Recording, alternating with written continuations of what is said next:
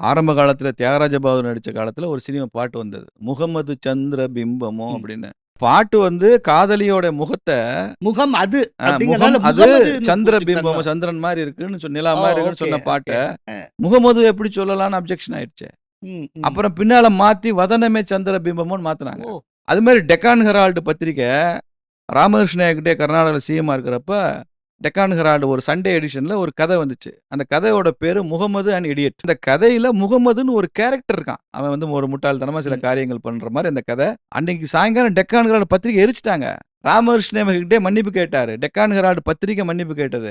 வீரமாமுனிவர் அந்த காலத்துல பரமார்த்த குருவும் சீடர்களும் அப்படின்னு சொல்லி ஹிந்து சன்னியாசிகளை கொச்சைப்படுத்துறதுக்காக ஒண்ணு எழுதினாரு. அன்னைக்குல இருந்து இன்னைக்கு வரைக்கும் இந்துக்களும் சேர்ந்து ரசிச்சுட்டு இருக்காங்க. ஆமா. அந்த முகமது அண்ட் இடியட்ன்னு சொன்ன அதே கதையில, பாலியல் தொழிலாளியா ஒரு பெண்ண காமிக்கிறான் அந்த கதையில. அந்த பொண்ணுக்கு சீதைன்னு பேர் வச்சிருக்கான் அந்த அந்த ஸ்டோரி ரைட்டர். ஒரு ஹிந்துவும் ரியாக்ட் பண்ணலையே. அது கதையா பார்த்தாங்க. இவன் ரியாக்ட் பண்றானே.